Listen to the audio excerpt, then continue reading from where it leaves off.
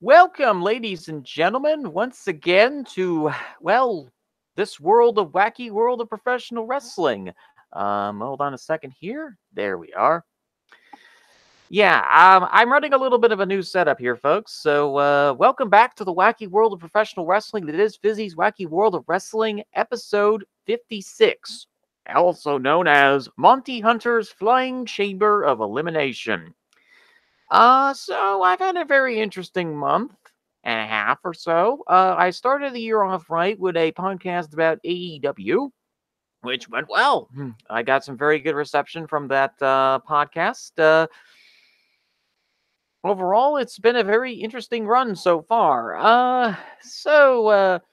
Might have noticed my absence for the last month doing this podcast. Well, ye old gremlins known as technical issues have reared their ugly head yet again.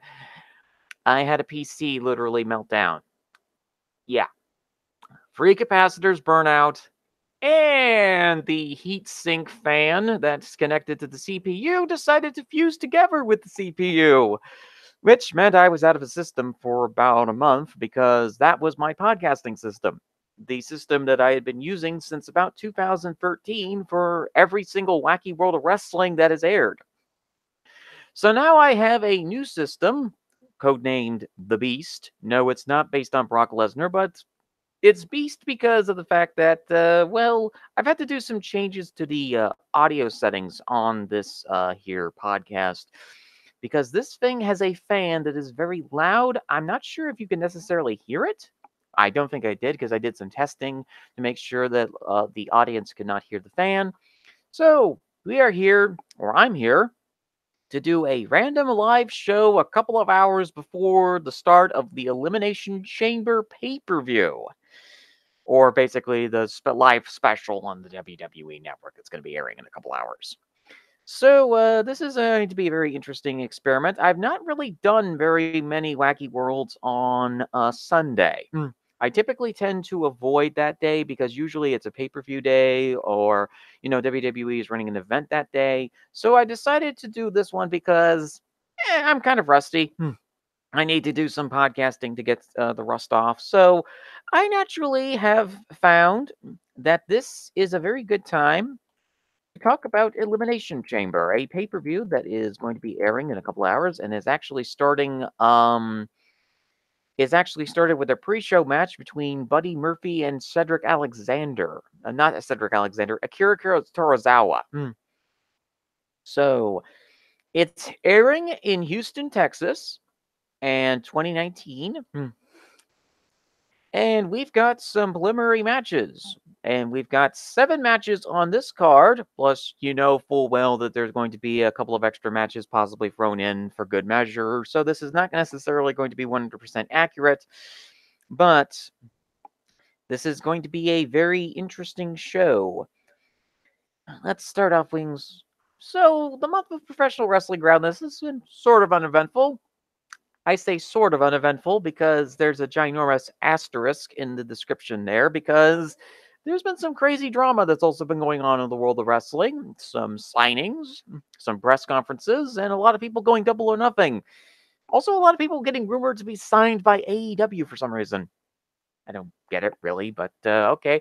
Let's start off with the WWE matches and the 7 that are being aired. Let's start off with a match that's currently, I believe, in progress. Buddy Murphy and Akira Torazawa. Another Cruiserweight Championship match. This looks like a pretty solid match on card. Tozawa has actually had a very good run in WWE so far. I know a lot of people are complaining about the fact that he has been pushed higher, but Tozawa's always had something of a ceiling, even in the cruiserweight promotions that he's been in, namely Dragon's Gate. Buddy Murphy has had a career renaissance. And it has been an enjoyable career renaissance to watch this guy do a lot of very amazing things. His matches with Mustafa Ali, Cedric Alexander, and the rest of the cruiserweight division has been absolutely spectacular. And I feel like that he has done a great job of being the guy that is holding the shiny thing to make sure that the thing doesn't end up cursing anybody again. Because you know that the belts in WWE sometimes have that habit of, cursing people. for whatever reason. Just remember that IC championship curse that we had a couple of years ago, in which everybody from Wade Barrett to Ryback ended up getting horribly injured or cursed because they had that shiny thing. So, let's see here. Next up on the list is a no disqualification match. Who are the contestants? Baron Corbin and Braun Strowman. Have these two been locked in the perpetual twilight zone of HE double hockey sticks or something? Because Baron Corbin has feuded with Braun Strowman for what seems like the eternity of Athens burning or something.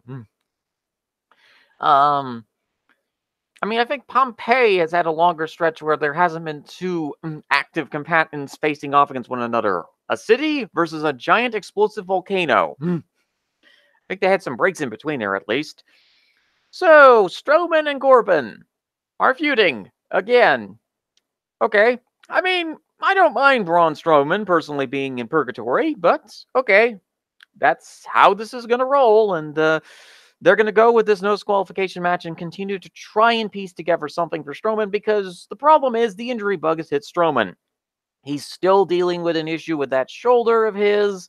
He's had an issue with its bicep.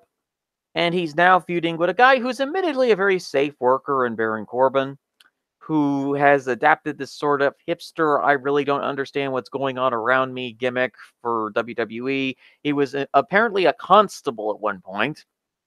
I guess he was a member of the anti-fun police to a certain extent, but overall, this looks like a very interesting feud on paper. I'm probably going to like this match a lot more than other people will. I mean, it's a Braun Strowman match. And unless it's with the beloved Roman Reigns, it doesn't really do very well, does it? So, we have that match. And we have, let's see here. Next up on the list is a tag team match between The Miz and Shane McMahon, who are the champions for some reason. I must have fell into some kind of purgatory, because I think this is what hell looks like. The Miz. I'm awesome! I'm awesome! I'm awesome! And Shane McMahon. I wanted to go on the roller coaster and jump off of it! Whee! Versus the Usos. Remember that drama part that I was talking about a little bit earlier in the broadcast? Unfortunately for Jimmy Uso, or is it Jay Uso? Whichever Uso it is, they had a little bit of trouble in Michigan. Apparently, one of the Usos, well, apparently there was a situation where there was a traffic stop. They, along with Naomi, were driving the wrong way down a street in Detroit, and they got pulled over. Apparently, one of them accosted a cop, and there might be some issues going down the line for the Usos at this point, because this is not the first time that they've had a DWI-related arrest at this juncture. Admittedly, that last arrest was apparently in 2013 and 14. So it's been a couple of years, and statute of limitations on that's probably expired. Don't quote me on that, because Florida statute of limitations is a bit different than Michigan statute of limitations. So we have a situation where the Usos are now looking at a situation where, yeah, they rented Resident Evil. Yeah, this is not. Okay, so this is just a very, very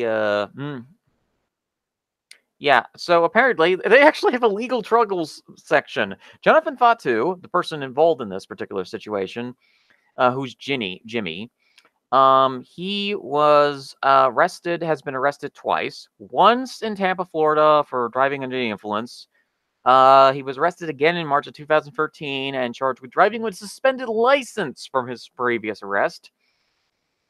Then, unfortunately, February 14th, news broke that he was arrested again in Detroit, Michigan. So this is not the first time that the Usos have had some legal issues. And now we are in a situation where they're facing against The Miz. I'm now still wondering the future about The Miz being a tag team champion. And this must be some kind of ironic HE double hockey stick for me. But I haven't been enjoying Miz's run with Shane McMahon. I mean, let's face it, ever since his muscle, Maurice, went off to go raise future WWE Women's Champion, whatever the Miz's daughter's name is. I'm just calling her, And when inevitably that they end up whenever she ends up tag teaming with Brie Bella and Daniel Bryan's daughter, and that will be the most awkward family reunion ever. So after that, Miz basically has just been kind of drifting on his own as the Hollywood A-lister who kind of really didn't have any friends until recently when he decided to become friends with Shane McMahon. Look, dude, I get that Maurice is a ginormous hole that you can't really fill, but,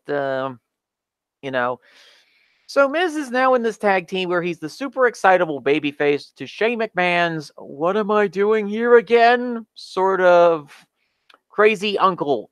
I mean, Shane is basically your crazy uncle who jumps off of roller coasters or wanted to jump off the roller coaster. You cannot tell me that he did not want to jump off that roller coaster set that they had at WrestleMania. In fact, I think it's actually been something of a running gag for McMahon that he wants to jump off things. I mean, he nearly crashed a helicopter a couple years ago, so, okay. So this looks like a obvious retaining for McMahon and Miz to continue their SmackDown Tag Team Championship run. The Usos are now going to be involved in the questionable legal troubles and possibly being released from the company issues. I mean, they've been there a very long time, and everybody seems to be trying to get in a situation where they are, they've been with WWE since about 2009. So it's not surprising that they would want to go elsewhere, possibly. Of course, everybody's clamoring for them to go to AEW, which again, I'm going like, seriously, there really isn't a spot right now because they're still trying to figure out what exactly their promotion is supposed to be at this point. I'll get into more with AEW's madness in a bit, probably about 30 minutes or so, but regardless, this is going to be an interesting match that's probably going to not be well liked because Shane McMahon is in it. And Shane McMahon wrestling is the equivalent of watching a folk music concert on repeat for 90 hours while you're locked in a room with no way out. Although that's technically Elimination Chamber's last wording was no way out, I believe.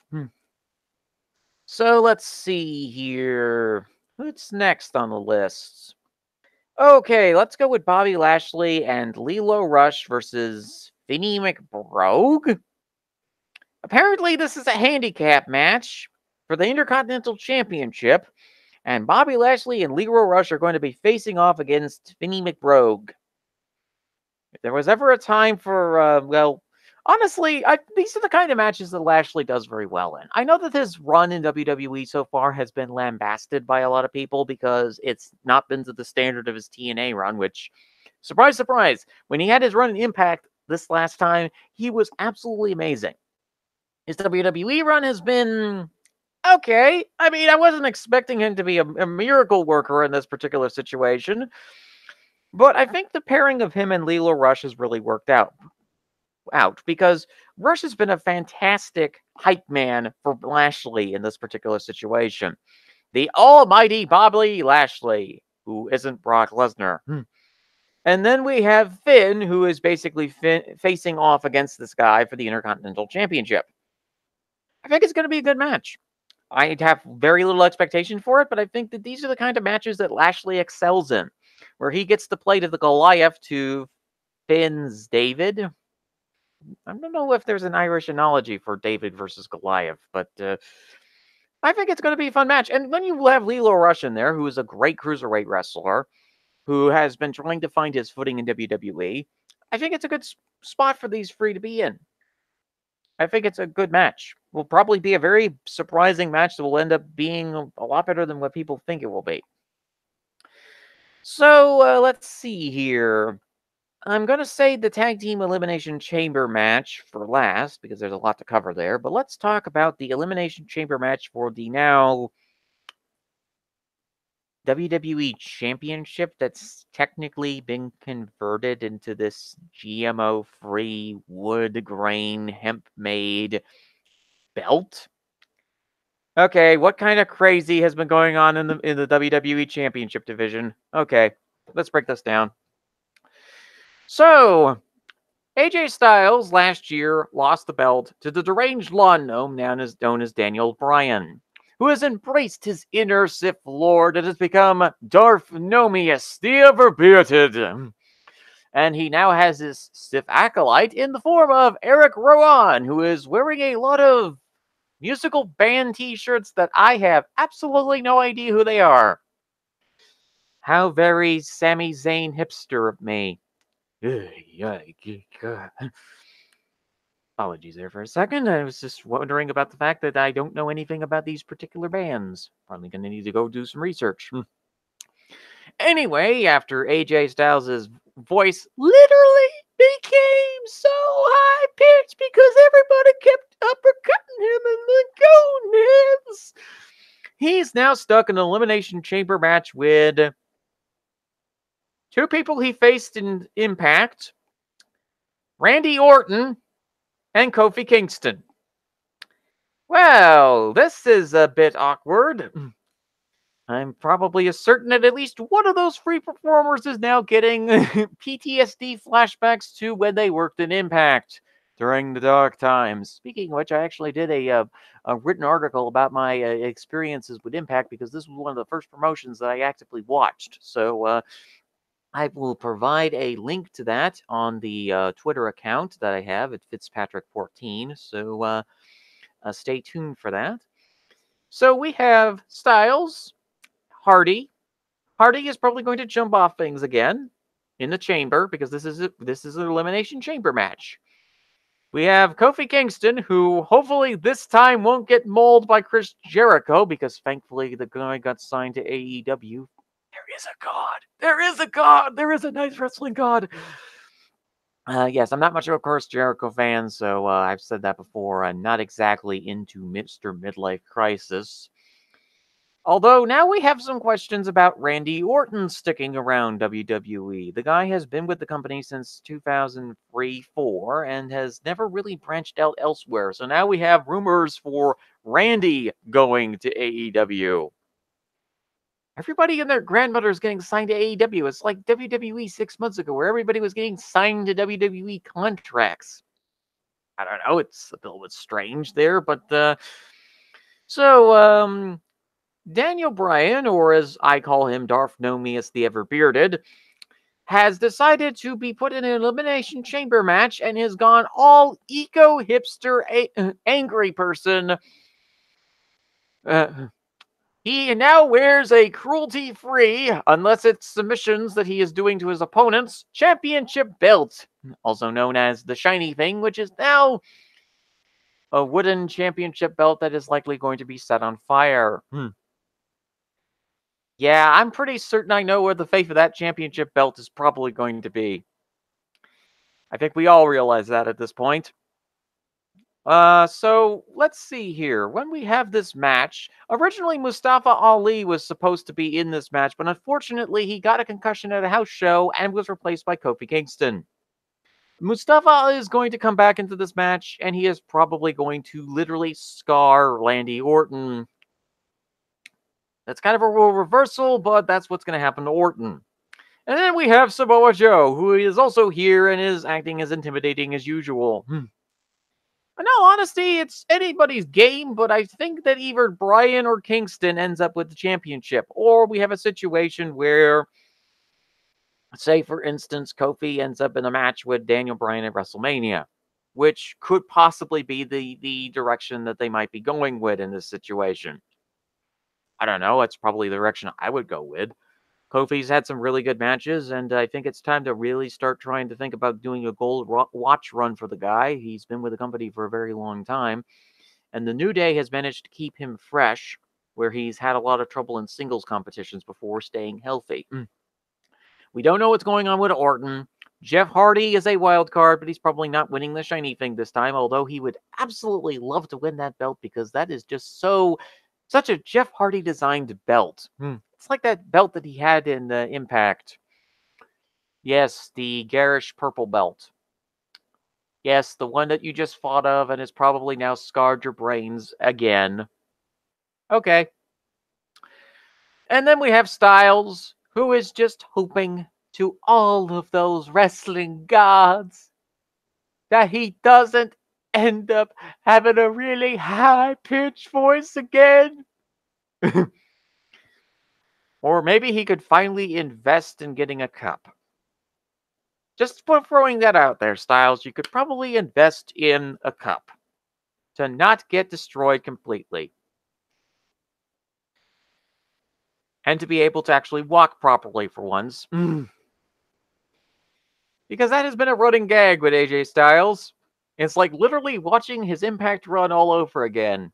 Just when you think it's so close to the championship gold, he gets uppercutted in the gonads again.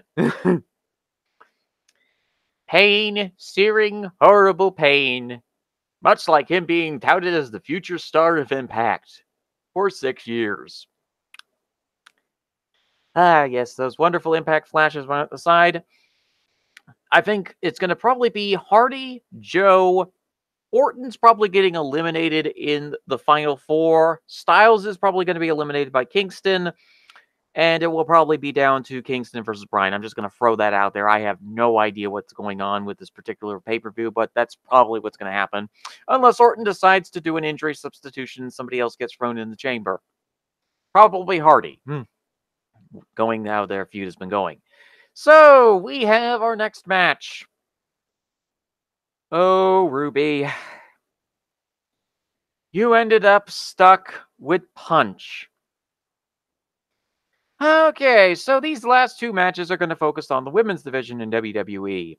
Ruby Riott is facing Ronda Rousey for the Raw Women's Championship. Oh boy. Well, you wanted to start a riot, Ruby. I am now feeling very sorry for you at this point because, wow, that is a matchup. I think it will be a solid matchup. I think it will be good. But the thing is that I'm not really sold on Ruby at this point. I think she's solid.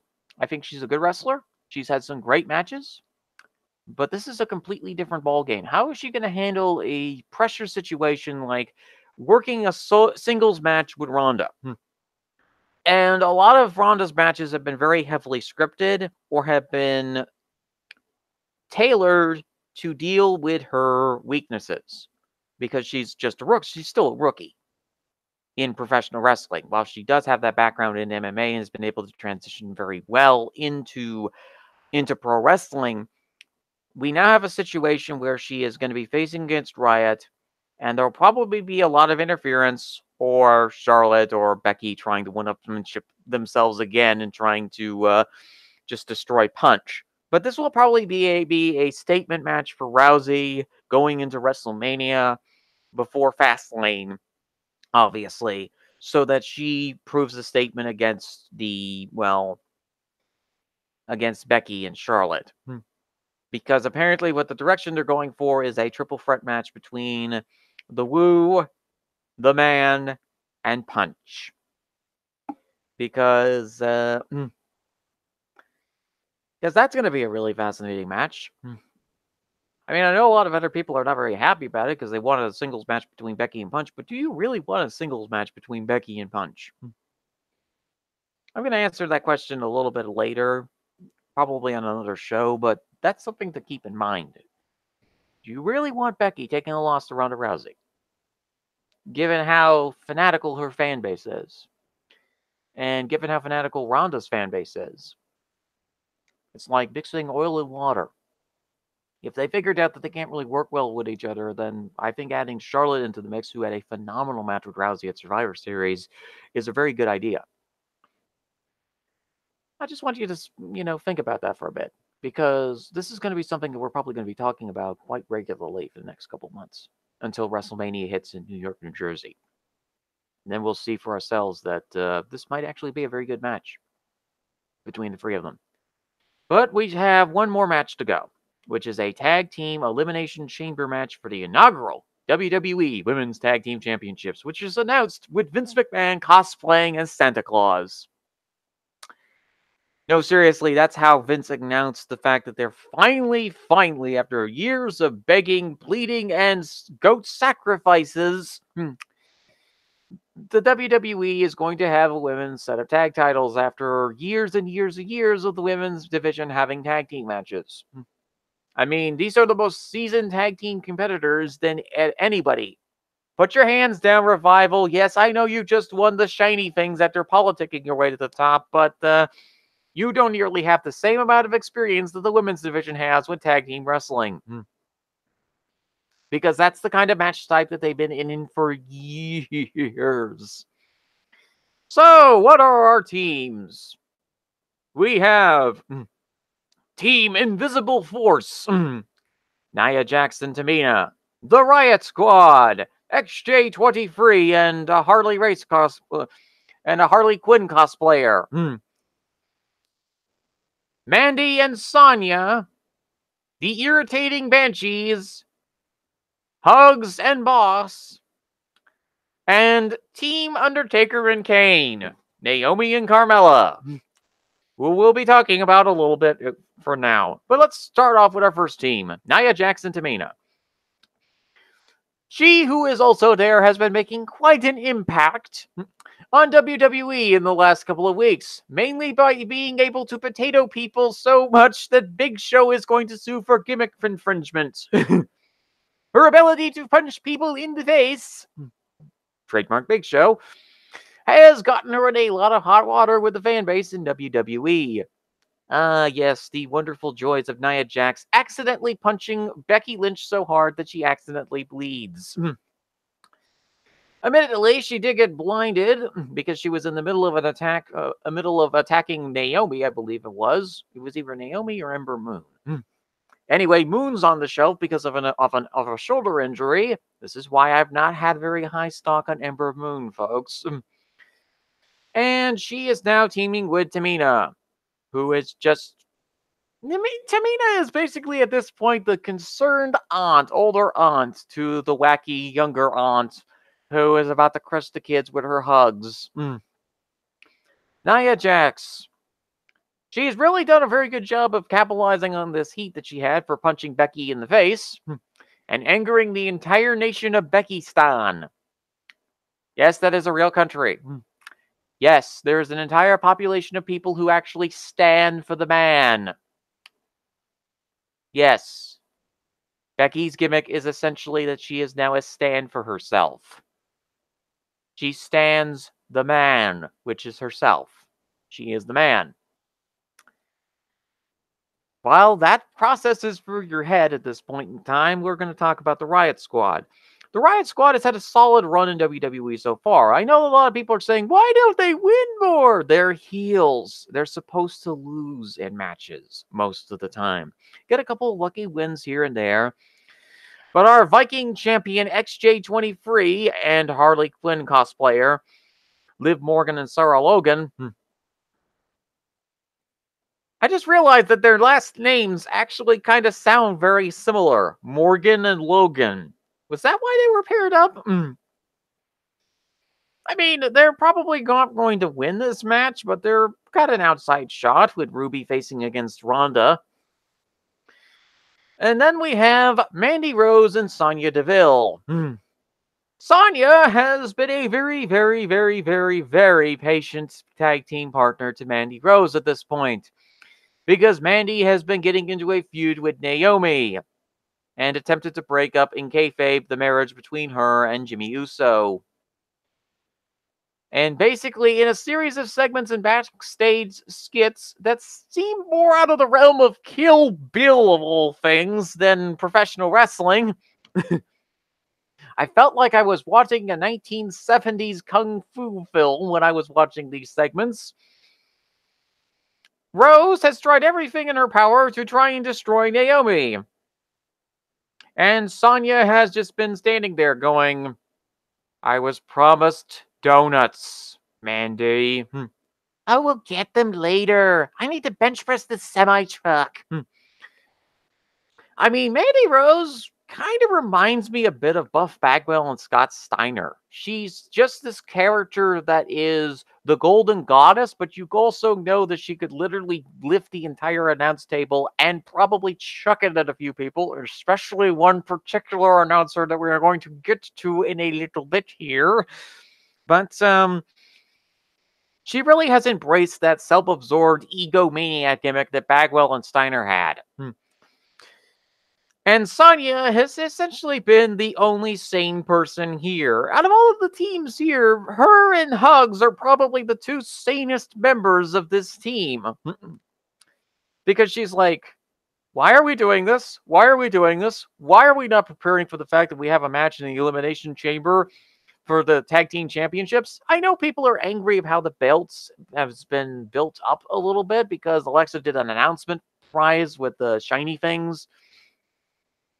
But I'm not really all that upset about it because I feel as though that overall, I think that they've done a solid enough build as is for it. And I never really have high expectations going into these inaugural matches. I think that they oftentimes get overhyped to the point of absurdity. So, yeah, this is going to be a very interesting situation. Next up, we have the Irritating Banshees, Billy Kay and Peyton Royce. Oh my god. I mean, I'm appreciative of the fact that they want surrogate children. I mean, remember that time that basically AJ Lee won the Divas Championship and basically treated it as her surrogate child? Now the Iconics are now doing this with the tag belts. They want the shiny things. They are obsessed about the shiny things. They will probably scream so loud that you could literally hear the moon because they are the Irritating Banshees. All hope of your hearing will likely be lost at this point. So, if DeVille and Rose can get past the screaming Banshees, and the Riot Squad can actually win a match for once, and Nia Jax can potato somebody for once, who are the other options? Well, Bayley and Sasha Banks are the next team we're going to be talking about, and Hugs has basically had to carry this entire team on her back. I think Maria Kanellis is getting deja vu flashbacks for her carrying the kingdom on her back, literally. Because Sasha Banks has been dealing with some injury issues lately. Once again, the mystery injury issues with Banks have once again reared their ugly head again. Sasha's actually had a very solid year. She's actually done very well for herself. I think overall that she had her best year last year because she was, one, not at the center of any form of controversy for once, and was just able to put in good work and build a division. See, what you want is you want a division being built. You want a lot of people in this situation that you could potentially build around. Not just one person. Why are you picking Becky? She's probably got 2 years of in-ring wrestling left. When you start having her do a proto Steve Austin gimmick, that should probably raise a few red flags. Because remember, when they did the Stone Cold gimmick for Steve Austin, it was because his neck was basically on its last legs and he needed to do more comedy segments than actual wrestling. Why do you think his matches were only 5 minutes long? So, yeah, I think that they have a really great division. I think that they're doing a decent job of building it. It's not great, but again, nothing is with WWE. And I think that you need to really set your expectations to modest or moderate when it comes to dealing with Mordor. If you're looking for high expectations, go look to the indies and watch them crash and burn 50,000 times in trying to get their angles and events set up when they don't have any idea what the heck they're doing. If one thing has become apparent in 2019 that you really need to start paying attention to, is that a lot of people are really uncertain as to what they're doing with pro wrestling, because pro wrestling has now become a much more viable alternative because it's not something that involves racing. The Daytona 500 is today, by the way. racing or football or baseball or any of the others. Wrestling is a very cost-effective sport to actually run in comparison to a lot of the other so-called professional sports out there, even though that wrestling is scripted. And I think a lot of people are looking at wrestling as a nice little alternative because it's cheaper to run. And so we have the Boston connection. And I think overall that this team might be the ones that end up winning, but we all know WWE's ability to book these things. So you might want to get your combine generator out there and connect it to your local Twitter account because, oh boy, and the hashtag Elimination Chamber, by the way. Make sure to put it in the hashtag Elimination Chamber, and you will literally be able to light and heat your house for probably 50 years of discourse and anger and rage and homicidal fury based on if this team loses. And that reaches us to our last team. We already know that Naomi's in some legal hot water at this point because of the situation involving the incident in Detroit, Michigan with the DWI stop. And we're driving down the wrong way up a one-way street. That is at least a minor fire compared to what's going on with Carmella. Oh boy. So, okay. So Carmella has sort of has developed a reputation at this point of basically being the literal equivalent of the Grim Reaper. Every time that Carmella has been paired with somebody, whether it be in storyline or not, that person, usually a problematic wrestler, has ended up going the way of the dodo and ending up extinct. From roadkill hair literally being thrown off the teen bus in Germany by our beloved Roman Reigns, to his incredibly tall friend having a panic attack in a bathroom stall in a moving vehicle to which he broke the dang door down because it was locked. To, let's see here, James Ellsworth being James Ellsworth and having a ton of legal issues going on at this particular point in time.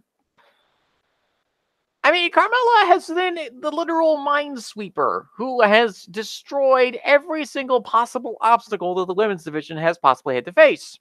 Whether it be running over roadkill hair with a 1987 Lincoln Town car, or throwing Colin Cassidy to the independent wrestling wolves, or James Ellsworth being destroyed because he's James Ellsworth. Oh, God. I'm not going to get into the legal debacle with Ellsworth because that's still an ongoing investigation, but suffice to say, oh, good God. Another problematic wrestler. And after talking about the issues with Kenny Omega and sex offenders, Ellsworth's having one of those cases. Okay, so after that, so Ellsworth, who else has been under her wrath? Well, technically Naomi, because of the recent issues that she had legally. R-Truth has somehow managed to avoid it. Who else? Oh, there's a raging tire fire going on in Pittsburgh, Pennsylvania. I wonder who it could be. Oh, it isn't the Pittsburgh Steelers for once. No, it's the color commentator?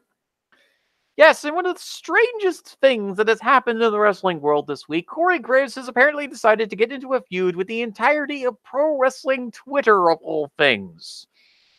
He started by getting into a feud with a pro wrestling journalist named David Bixenspan, apparently about something involving Stu Hart, which got him on a massive 15-page tangent of some kind, which then caused him to, I guess, have a reaction of some kind. Now, it's obviously very concerning because Graves has a history of issues regarding to his health. The guy has had numerous concussions, which has been something of a bit of an issue for the guy for the past several years. In fact, that's the reason why he's on a color commentary gig, is because he basically had to quit being a wrestler because his concussion problems were so bad. So Corey Graves is in a situation where he was literally kept on and hired because WWE really didn't want him to sue them because of the concussion problems he was having, so they gave him a job as a commentator, thinking he wouldn't do that much damage. I don't think outdoing the entirety of wrestling Twitter in the month of February, which is apparently some kind of apocalypse month for wrestling in general, given all of the drama and insanity that happens. But yeah, apparently it was revealed this week. Now, again, I am going to be very patient about this because we don't have all the facts just yet. This story broke yesterday.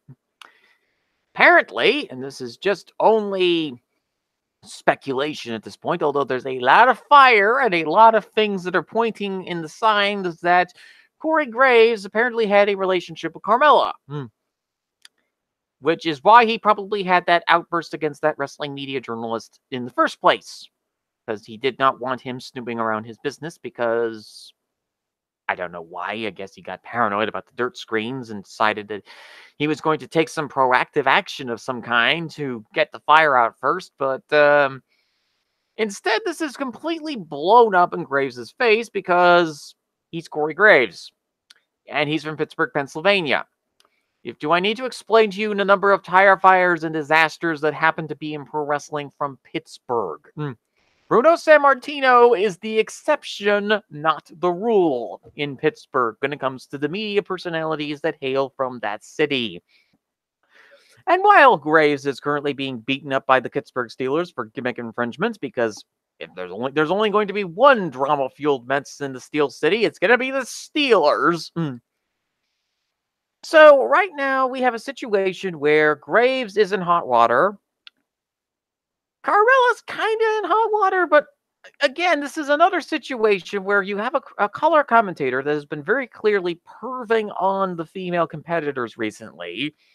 I've noticed Graves' perverted tirades at times, and I'm going, aren't you married? So what's happened in this situation is that Graves' wife has been very public on Instagram about the situation. So apparently they're going for a messy legal divorce. And again, let's remind ourselves here, kids, folks, there's kids involved in this. There's several children involved in this. And I think that it's in our best interest to just wait and see what exactly the heck is going on to start off with. Because we have a guy who has had concussion problems and head injury issues like Graves has had. Now in a situation where he's in a very bitter divorce, he has struggled with a large amount of substance abuse problems. And I think that the best thing for everybody involved in this situation, especially us, kind of back away a little bit and just wait and see what exactly is going to happen here.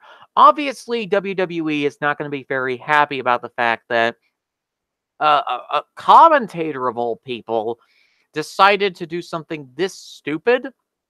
First and foremost, getting into a fight with a media journalist when they want that kind of press. They want critical press against them because that's what gets them more views.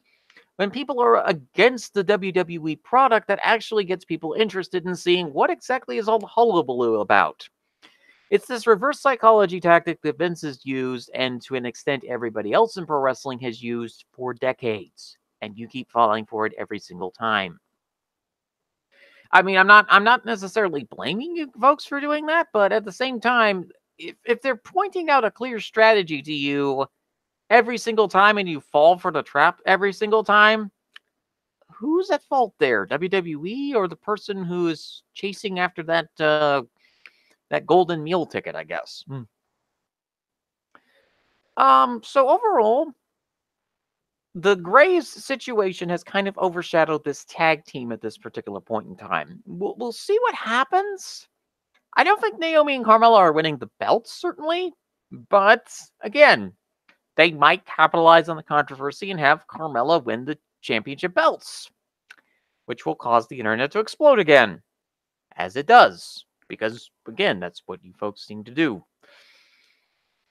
I mean, I'm not really being too critical about it, I don't think. I don't consider myself to be a person who's that critical, but it's a bit of an odd way of spending your time, I guess. So, yeah. Those teams, some of them will probably explode and break the wrestling internet. Others will explode and break the wrestling internet in a positive way. So those are the 7 matches on this card, and overall, it is a very interesting situation. Okay, I'm just looking at the results here. Buddy Murphy defeated Akira Tozawa, which is not surprising in the slightest. Overall, I think Elimination Chamber is going to be a very solid show. I think it's going to be a show that is going to be a very fun show to watch. And I think it's going to be a interesting show overall. I think that a lot of the matches have some decent build to them. It's going to be something that is going to be interesting to look at and interesting to see what happens, because there's now all of these legal issues that are now cropping up. We have the situation with the Usos and Naomi. We have the situation involving Carmella and Corey Graves. We have the situation involving the possible legal ramifications of what's going on with Graves' wife, who's, I don't know, Graves threatened to sue her, I guess you'd probably say, but, like, for what? I mean, defamation? Is he suing for defamation? Because if he is, then that's a case he's going to lose badly because of his antics on Twitter, which is, by the way, documented. Documented incredibly well and very, very thorough at this point. You know, I mean, overall, it's going to be a very interesting show, and it's going to be something that everybody's going to be interested in watching. Also, there's a Mark Henry documentary that's going to be airing after the Elimination Chamber show, so that's going to be something that's going to be really cool, I guess, because I've always been a fan of Henry, and we'll see where it happens from there. Okay, so let's see here. We're going to take a look at our time here. So far, I am currently at 46 minutes. Okay. I guess I should probably talk a little bit about some of the other stuff that's been going on in the world of wrestling. AEW has been going on a signing spree recently, as you might have noticed. They now have Spaghetti Hair, Kenny Omega, now down on their permanent roster. They also signed Jimmy Havoc to a non-exclusive deal, so Jimmy can still work some dates. They also signed the Sunny Kiss and Nyla Rose, which bolsters their support in the LGBT community, as those are two wrestlers that are involved as LGBT wrestlers. Great signings for both. Although, again, there's been sort of a discourse involving conduct issues and stuff that probably should have been handled more in private by management and the fans who are concerned about conduct issues arising at shows. Spoiler, I think it would be a very good idea to possibly do a limitation on the sale of alcohol at these wrestling events. I get that they're one ginormous big party, and that's the big issue revolving around this, is that people want to have a good time, but you're going to have a lot less of these antics and issues involving racism, homophobia, and everything else if you do something about the alcohol issue. I mean, you people are all health nuts, aren't you? Sell alternatives. I mean, Lord knows they're about the same price as a bottle of beer. But that's what I feel would be a good starting point in that situation. You got to understand that your audience at this particular point, especially the indie audience, is comprised of people who are on medicine for their health issues, and they should not be drinking because, again, every single study in existence points that you should not be drinking alcohol with medication. I mean, okay, that's probably should be a prerogative in that situation. But they're just trying to get things set up at this point for their May debut in Las Vegas. Are they going to be feuding with the Monster Truck Promotions? Because they also do shows around that time period of time. They do a show at Samboy Stadium every year, I think. Monster Jam. Does this mean that Cody's getting a monster truck? I don't know. It's as likely a pipe dream as Masa getting a stable full of angry sumo wrestlers. Speaking of sumo, January they were the ones that were in peak form for drama in the month of January, because Kasuna Sato has retired from professional sumo after the January Basho. And the Basho was won by Tamawashi. Yes, Tamawashi, the Sekiwaki who's been in the... Yes, Tamawashi, the Sekiwaki who has been with this company and has been... was been always on the fringes, and it's going to be very interesting.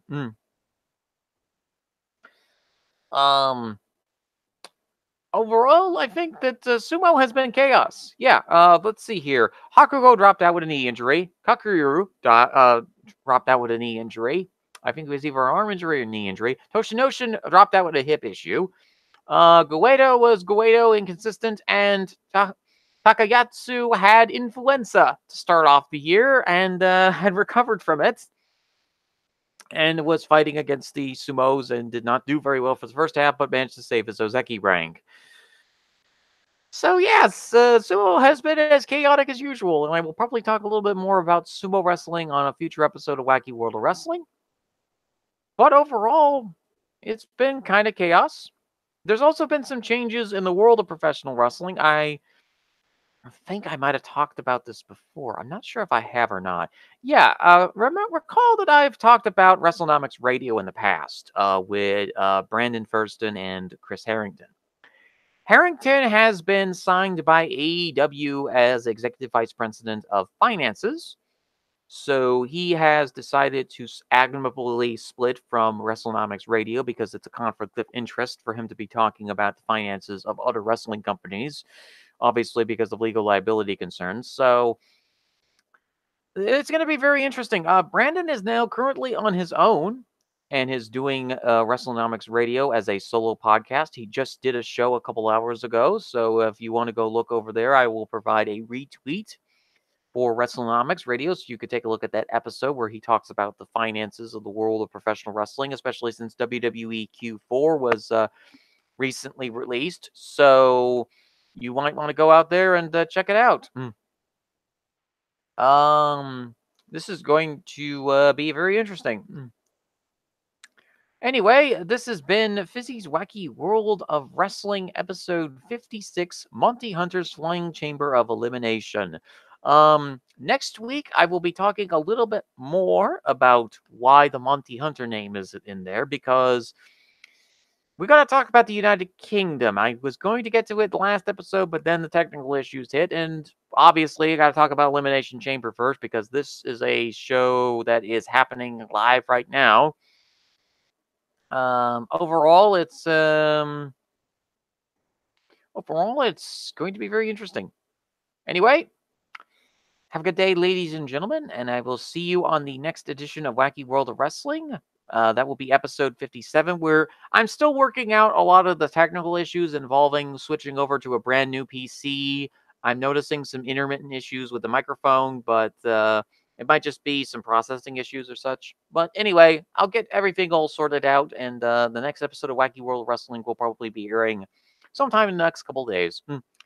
Anyway, folks, this has been William Fitzpatrick. Have a great Elimination Chamber night. Have a great rest of your weekend, holiday. Happy late Valentine's Day, obviously. And I will see you for the next edition of Wacky World of Wrestling. Izzy's Wacky World of Wrestling, episode 56, Monty Hunter's Flying Chamber of Elimination, is all set and done. Bye!